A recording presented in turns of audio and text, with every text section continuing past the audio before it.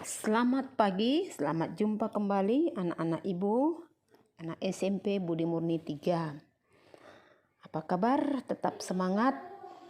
Jangan lupa kita harus tetap berdoa kepada Tuhan supaya kita bisa tetap sehat, dilindungi oleh Tuhan daripada penyakit-penyakit pandemi yang sedang mengganas pada saat ini. Anak-anak ibu, salam jumpa kembali. Kalian persiapkan diri kalian masing-masing. Siapkan buku catatan, siapkan buku paket kalian. Kita masuk kepada bab yaitu bioteknologi pangan di SMP ini. Nah, sebelumnya anak-anak ibu perlu menjelaskan dulu yaitu apa-apa saja tujuan pembelajaran kita. Yang pertama yaitu kalian harus mengerti apa itu namanya bioteknologi. Yang kedua, bagaimanakah bioteknologi itu diterapkan dalam pembuatan bahan pangan dalam kehidupan sehari-hari. Nah, kalian simak video berikut supaya kita belajar lebih lanjut. Untuk anak-anak ibu, silahkan kalian pelajari dengan baik-baik apa yang mau ibu jelaskan pada hari ini. Nah, kita lihat dulu bagaimanakah penerapan bioteknologi di bidang pangan. Ya, bagaimana bioteknologi itu diterapkan di bidang pangan. Bioteknologi pangan adalah bioteknologi yang digunakan untuk menghasilkan produk makanan dengan memanfaatkan mikroorganisme. Nah, beberapa contoh produk bioteknologi di bidang pangan yaitu tape, yogurt, keju, tempe, kecap, roti, dan minuman-minuman beralkohol. Kita lihat satu persatu tape. Tape dibuat dengan memanfaatkan mikroorganisme yang ada dalam ragi tape. Bahan utamanya adalah ubi. Salah satu mikroorganisme yang berperan dalam pembuatan tape adalah Saccharomyces cerevisiae. Nah,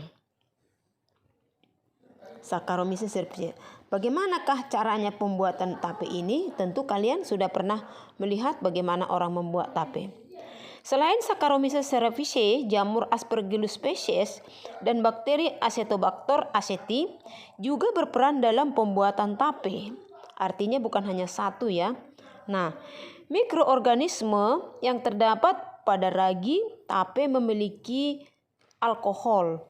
Artinya mikroorganisme tersebut akan bekerja bersama untuk mengubah bahan baku dari singkong atau beras menjadi gula, gula menjadi alkohol.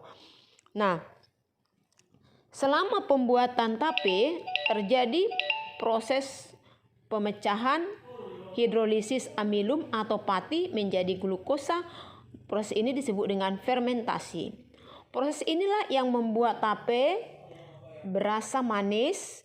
Glukosa yang dihasilkan dalam proses ini difermentasi menjadi alkohol.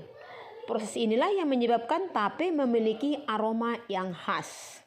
Nah, fermentasi yang dihasilkan mikroorganisme dalam pembuatan tape merupakan respirasi anaerob, artinya pernapasan yang tidak membutuhkan oksigen. Rasa masam pada tape disebabkan adanya kandungan asam cuka atau asam asetat. Asam cuka dihasilkan dari proses fermentasi alkohol oleh bakteri Acetobacter aceti secara aerob dalam keadaan terdapat oksigen. Nah, proses ini terjadi ketika pembuatan tape itu tidak boleh terbuka karena tape nanti akan kemasukan oksigen, makanya tidak boleh terbuka.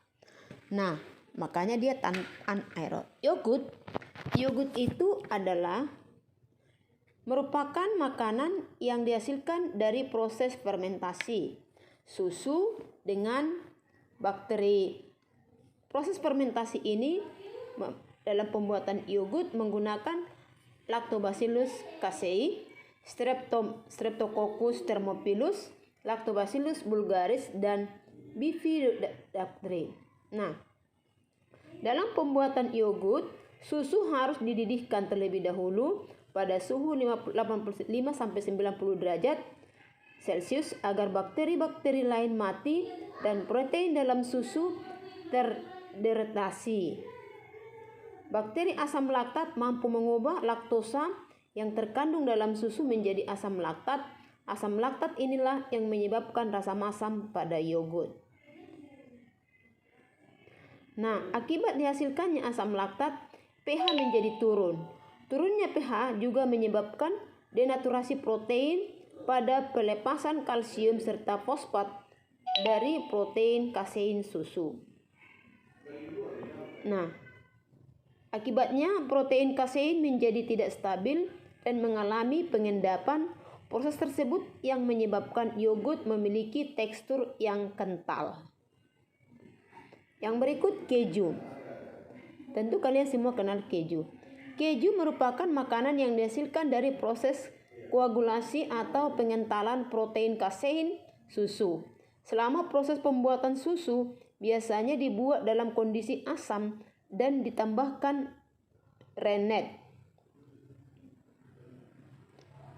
Nah, ini adalah contoh bakterinya, Lactobacillus species, Streptococcus thermophilus, Lactobacillus vulgaris.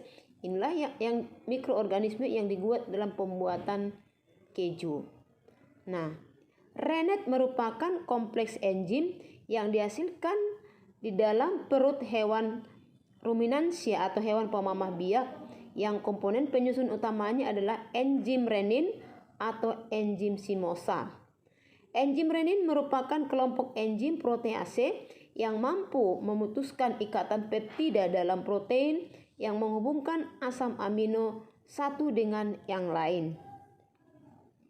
Enzim inilah yang berperan penting dalam pemisahan dan pengentalan protein kasein dalam susu sehingga terbentuklah bagian padat yang disebut dengan dadi dan bagian cair di susu disebut dengan air dadi.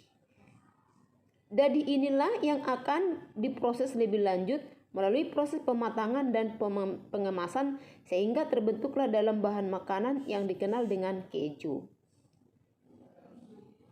Tempe. Tentu kalian sering mendengar tempe kan? Tempe itu terbuat dari kacang kedelai, ya. Kacang kedelai yang sudah difermentasi. Nah, dalam pembuatan tempe pada dasarnya itu menggunakan teknologi fermentasi.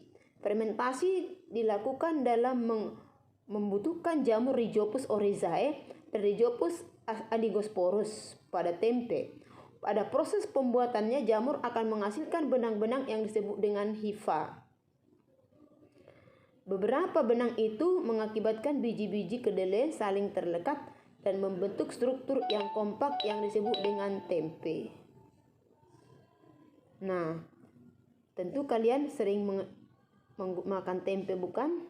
Nah, banyak jenis makanan ringan yang bisa diolah dari bahan dasar tempe ini. Dan tempe ini sangat banyak manfaatnya bagi tubuh kita karena mengandung protein. Inilah alasan yang menjadikan tempe lebih mudah dicerna oleh tubuh kita daripada kedelai, karena dia sudah mengalami proses fermentasi. Yang berikut adalah kecap. Nah, kecap tentu kalian merupakan salah satu produk hasil fermentasi bioteknologi yang terbuat dari kacang kedelai secara tradisional.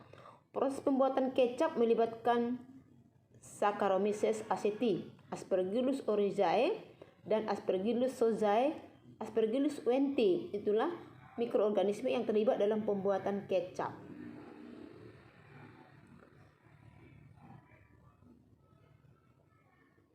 Perhatikan gambar-gambar daripada mikroorganisme yang berperan dalam pembuatan tempe. Pada tahap awal pembuatan kecap, kedelai dicuci dengan bersih, kemudian direbus hingga matang. Selanjutnya kedelai yang telah direbus itu dengan kultur yang disiram dengan jamur, kemudian dicampur dengan air. Setelah beberapa waktu, jamur akan berkembang menghasilkan enzim yang mampu menghidrolisis amilum menjadi gula sederhana dan menghidrolisis protein menjadi asam amino. Gula sederhana dan asam amino akan mengalami reaksi membentuk ikatan amino glukosa sehingga menghasilkan warna coklat gelap. Dalam proses tersebut akan terbentuklah campuran butiran biji kedelai dan cairan kental yang berwarna coklat gelap. Selanjutnya, campuran inilah disaring untuk menghasilkan cairan dengan butiran biji kedelai. Nah, cairan coklat inilah selanjutnya dipanaskan untuk mematikan jamur maupun bakteri. Cairan inilah yang dinamakan kecap yang biasanya dikemas dalam botol. Nah, roti. Tentu kita semua kenal dengan roti. Roti itu dibuat dari tepung terigu. Pembuatan roti dapat memanfaatkan peristiwa fermentasi yang dibantu oleh Saccharomyces cerevisiae. Fermentasi yang dilakukan oleh Saccharomyces cerevisiae menghasilkan banyak gas karbon dioksida dan sedikit alkohol.